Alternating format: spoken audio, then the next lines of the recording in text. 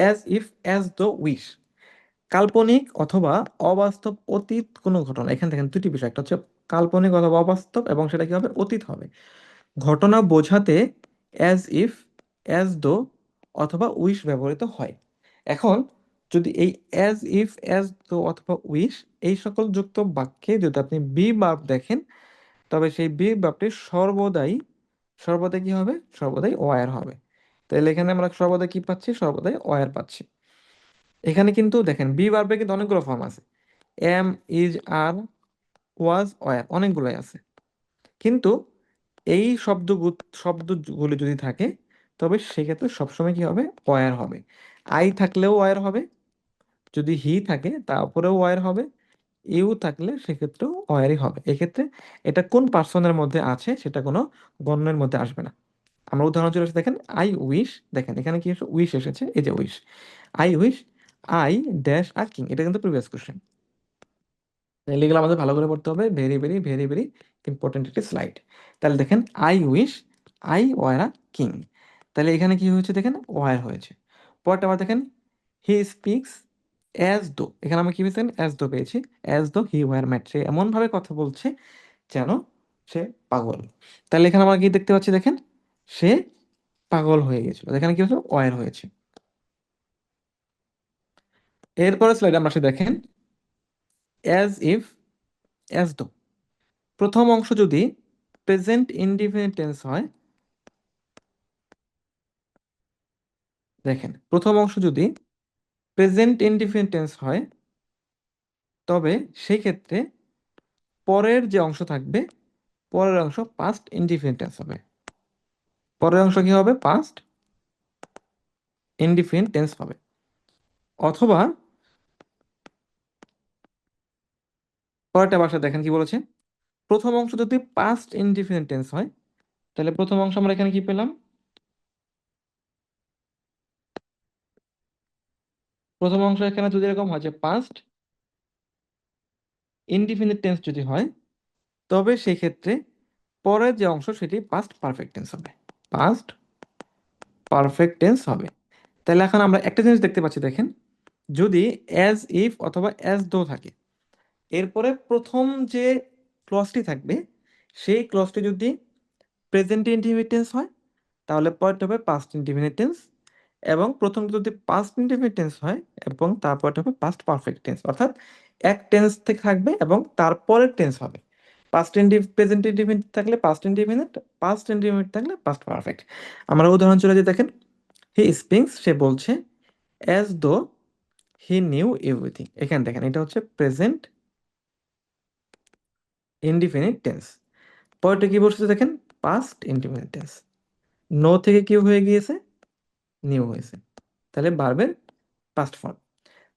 পরেরটাতে আমরা দেখেন, he behaved as if he had seen a ghost, সে এমন ব্যবহার করলো যেন সে ভূত দেখেছে। তাহলে এখানে দেখে আমরা কি পেয়েছি, এটা হচ্ছে past indefinite tense, past indefinite tense. তাহলে এই জন্য আমরা এখানে কি পাবো দেখেন, হ্যাড বসেছে এবং এরপরে ভার্বের পাস্ট পার্টিসিপল ফর্ম বসেছে, যেটা আমরা পাস্ট পারফেক্ট টেন্স হিসেবে জানি। আপনাদের কি পাস্ট পারফেক্ট টেন্সের স্ট্রাকচারটি মনে আছে?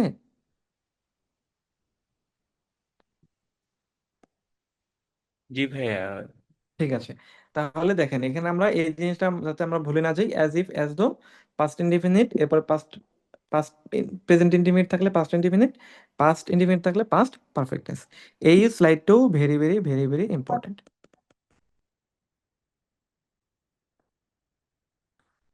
পরের স্লাইডে আমরা চলে এসে দেখেন, সিন্সের সিকোয়েন্স আমরা একটু দেখি।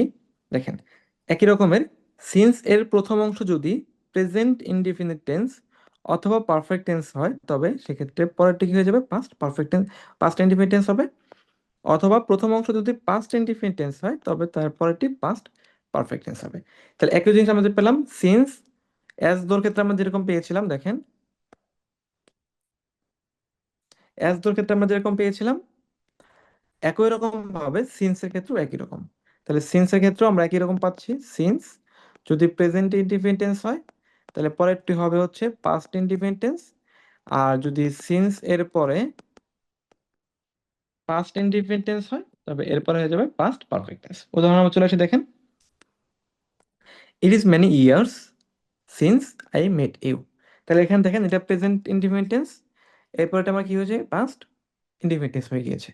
এরপরটা আমরা দেখেন ইট ওয়াজ লং সিন্স, এটা হচ্ছে পাস্ট ইনডিফিনিট ইনডিফিনিট টেন্স, যেহেতু ওয়াজ বসেছে।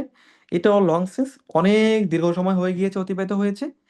I had seen him last, এখান থেকে এই যে পাস্ট পারফেক্ট টেন্সের আমরা স্ট্রাকচার পাচ্ছি। তাহলে এই জিনিসটা আপনারা একটু মনে রাখবেন। এরপরে স্লাইডে আমরা আসি, দেখেন এটা গত ক্লাসে আলোচনা করা হয়েছিল যে নো সোনার হ্যাড দেন এর ব্যবহার। যদি নো সোনার হ্যাড অথবা স্কার্সলি হ্যাড ইত্যাদি থাকে, তবে সেই ক্ষেত্রে বাক্যাংশের প্রথম ভার্বটি পাস্ট পার্টিসিপাল ফর্ম হবে এবং দ্বিতীয় অংশটি পাস্টের পাস্ট ফর্ম হবে। দেখেন সহজ বিষয়, এখানে যেহেতু আমরা হ্যাড পাচ্ছি, এরপর স্বভাবতই পাস্ট পারফেক্ট টেন্স হবে, পার্টিসিপাল ফর্ম হবে, এবং বাকি যে অংশটুকু থাকবে, যেহেতু এটা পাস্ট ফর্মের পাস্ট পার্টিসিপাল ফর্ম, পরেরটা স্বভাবতই পাস্ট ইনডিফিনিট টেন্স হবে। দেখেন কি বলেছে, no sooner had he scene আস, এরপরে কি হয়েছে দেখেন, দেন হি রান। আবার কি দেখেন, hardly had we reached when it began to rain. তাহলে এখানে আমরা কি পাচ্ছি দেখেন, ভার্বের পাস্ট পার্টিসিপাল ফর্ম, এবং পরেরটাতে আমরা বিগিন থেকে কি পেলাম, বিগিন থেকে বিজ্ঞান পেলাম, অর্থাৎ ভার্বের ভার্বের পাস্ট ফর্ম।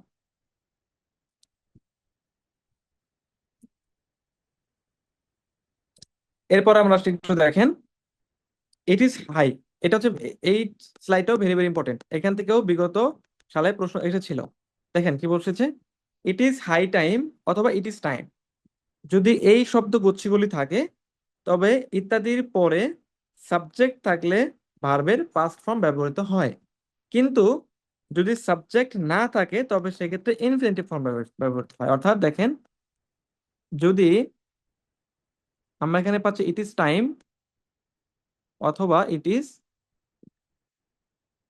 হাই টাইম ইত্যাদি যদি থাকে, এবং এরপরে যদি কোনো সাবজেক্ট থাকে, কোনো সাবজেক্ট থাকে, তবে সেক্ষেত্রে ভার্বের পাস্ট ফর্ম ব্যবহৃত হবে। কিন্তু যদি সাবজেক্ট